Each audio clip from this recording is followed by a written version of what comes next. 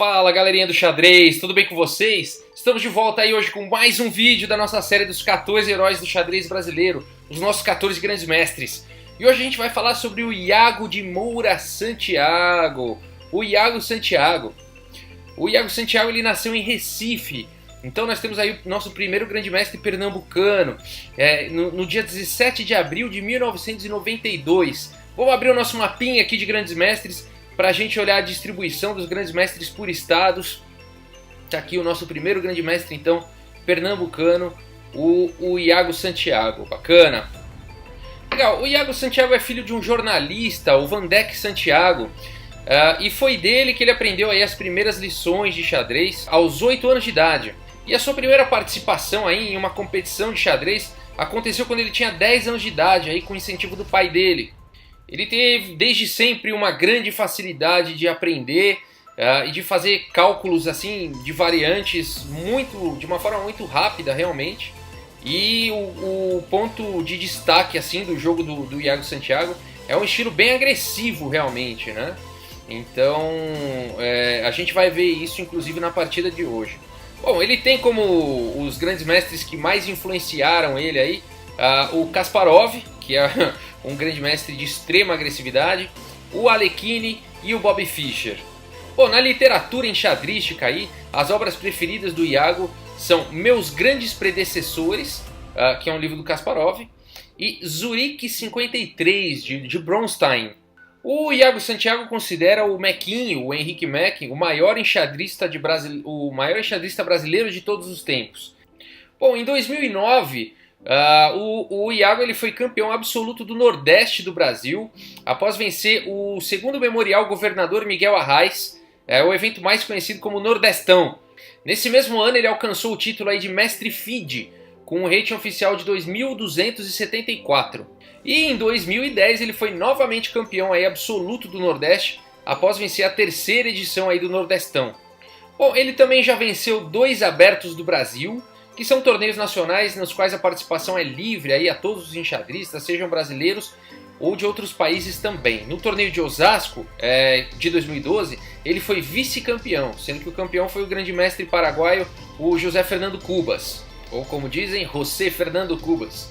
Bom, em 2012, então, o Iago se tornou o primeiro mestre internacional pernambucano, depois de se tornar vice-campeão do Campeonato Sul-Americano de Xadrez, na categoria sub-20, realizado em Assunção, na capital do Paraguai.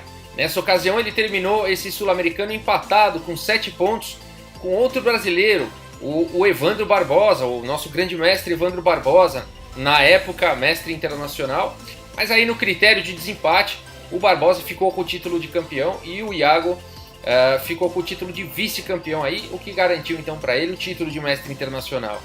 Bom, você pode estar falando que o Helder Câmara foi cearense, também nordestino, foi o primeiro aí enxadrista nordestino a conquistar o título de mestre internacional. No entanto, ele representava a Federação de São Paulo, tá bom? O mesmo pode ser dito aí do Rafael Leitão, que é maranhense, e do André Diamante, cearense, atuais grandes mestres. Eles também representavam a Federação de São Paulo. Então o Santiago, ele é o primeiro aí a obter o título representando uma federação nordestina. E no ano passado, então, em 2017, no Rio Grande, ocorreu o 17º Magistral Internacional Ciudad de Rio Grande, que é um torneio fortíssimo aí, é um torneio internacional, FIDE, contando com a participação de 55 jogadores, divididos aí em 6 bandeiras, tendo como top 3 aí inicial da competição o grande mestre mexicano Gilberto Hernandes, o grande mestre uruguaio André Rodrigues, e o GM paraguaio mais brasileiro aí de todos os tempos, o José Cubas.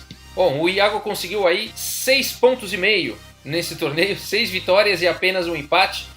Ficou em primeiro lugar e conquistou então, no ano passado, o título de grande mestre. Ele teve um desempenho no torneio de rating, uma performance de rating de 2.692. Parabéns aí, Iago, um dos mais recentes grandes mestres aí brasileiros. Depois do Iago Santiago, somente então o Sup, e nós vamos fazer mostrar aí o vídeo do Sup também no nosso canal, é o próximo vídeo. Legal, vamos ver uma partida então do Iago. Eu separei uma partida legal para vocês, do Iago então jogando de brancas contra o José Cubas, Essa partida aconteceu no Aberto do Brasil de São José dos Campos, no ano de 2012, tá bom? O Iago Santiago está jogando de brancas, o José Cubas, o nosso grande mestre paraguaio mais brasileiro de todos, está jogando de pretas. E a partida começa então com E4, abertura do peão do rei, E6, temos então a defesa francesa, D4, D5, cavalo C3. Então, aqui, né, em geral na francesa, você pode ou avançar, existe cavalo C3, existe cavalo D2 e existe tomar também, são as opções mais comuns, né?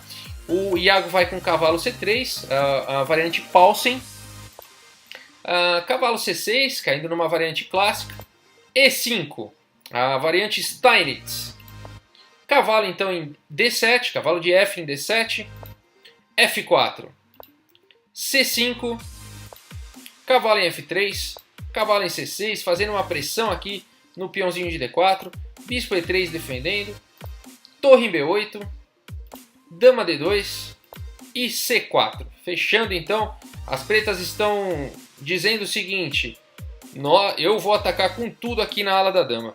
E o Iago está dizendo o seguinte: eu vou atacar com tudo aqui na ala do rei, né? E vamos ver como é que o jogo continua então.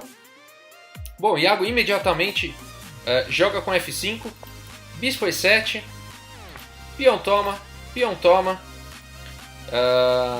e o Iago continua com cavalo em E2. Bom, já que a ideia é atacar na ala do rei, o Iago então já começa a manobrar esse cavalo que estava aqui em C3, vai levando esse cavalo aí para a ala do rei. Ele tem a possibilidade de ir para G3, ele tem a possibilidade de ir para F4, mais possivelmente F4, né, para fazer uma pressão aqui nesse peãozinho que é um peão fraco das pretas aqui em E6.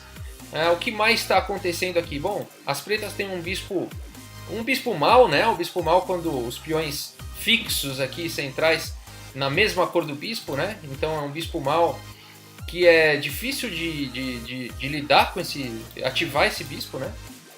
O Iago também tem um bispo mal aqui, que é esse bispo de casas escuras, mas talvez seja um pouco mais fácil lidar com isso.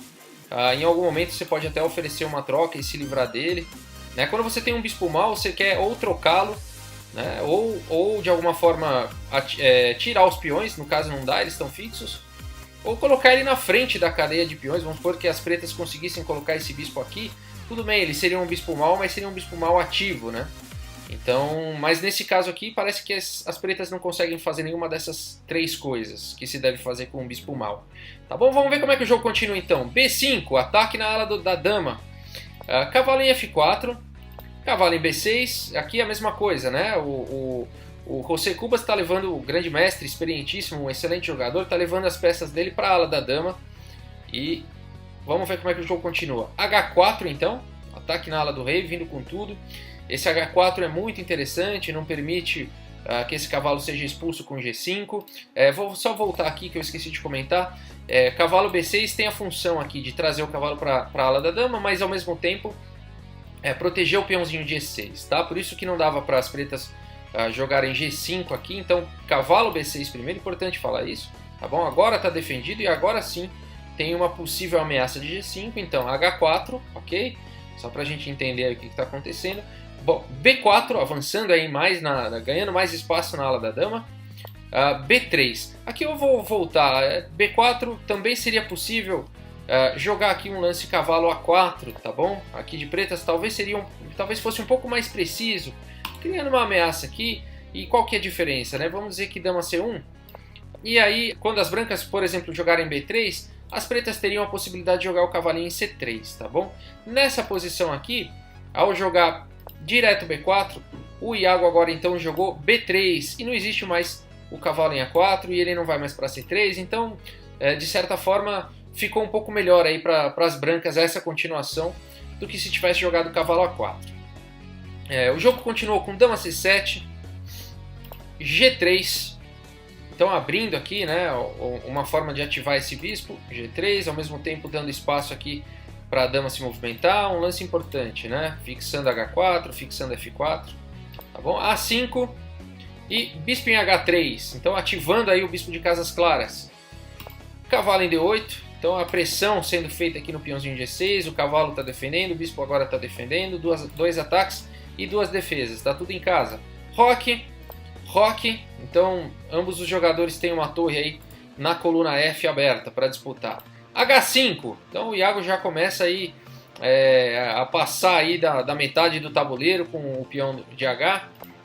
Dama em C6 e dama em H2, como a gente falou, né? O peãozinho aqui ele cumpriu a função de passar o bispo e agora passou a dama, então dama em H2, colocando a dama já numa casa bem melhor para um ataque contra o rei adversário.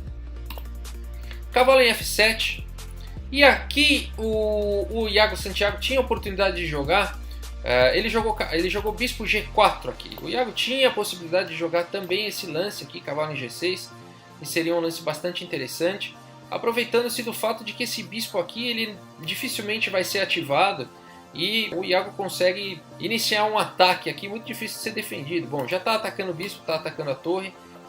Vamos dizer que tome o cavalo, não é obrigado a tomar, podia jogar torre 8, mas vamos dizer que tome. Poderia ter essa seguinte continuação, depois de peão toma, cavalo em H6. Aí sim, bispo então em G4, esse cavalo não pode tomar, porque senão dama H7 é checkmate. E uma possível continuação aqui seria dama em E8, atacando aqui esse peãozinho, e depois de dama H5, bispo então em D8, abrindo mais uma defesa aqui, né? O bispo está defendendo, a dama está defendendo, abrindo também para essa torre poder defender em algumas variantes. Então bispo em D8 é um lance importante.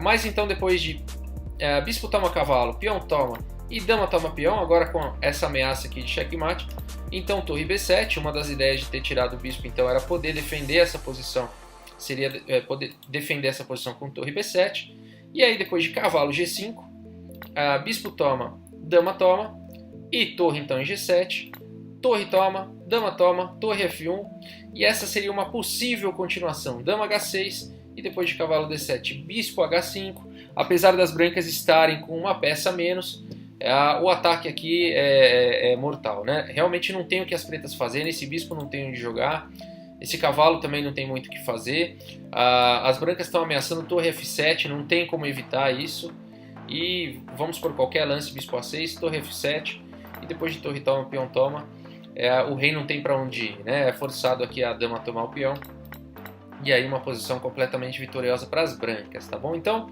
cavalo G6 aqui teria sido uma ideia possível também. O lance jogado na partida foi então bispo em G4, e a partida então continuou com cavalo em H6, atacando aí o bispo, dama H3, defendendo. Seria possível aqui, ao invés de dama H3, voltando ao lance, mais uma vez o lance cavalo aqui em G6, tá bom? Ameaçando aqui capturar o bispo com um duplo e tudo mais. Cairia numa variante bem parecida com o que a gente viu até agora, tá bom? Por exemplo, cavalo H6, o peão toma, dama volta para cá, o cavalo não poderia ter tomado, né? Porque ele tomaria checkmate, então seria uma variante praticamente idêntica, tá? Ao que a gente já viu aí, iria cair na mesma posição, tá bom? Então seria possível mais uma vez aquele cavalinho lá em G6.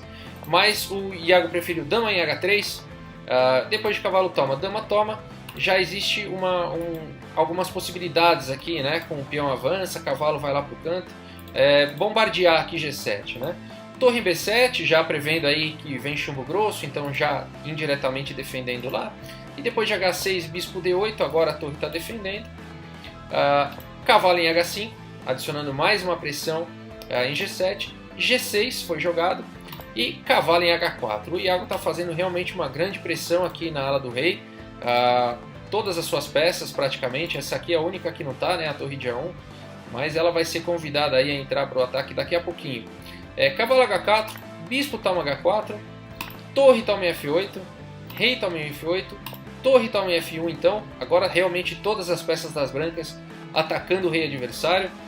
Torre F7, torre toma em F7, rei toma em F7 e dama toma em H4. Agora sim a dama tomando em H4 e a gente já percebe a dificuldade aqui do grande mestre José Cubas.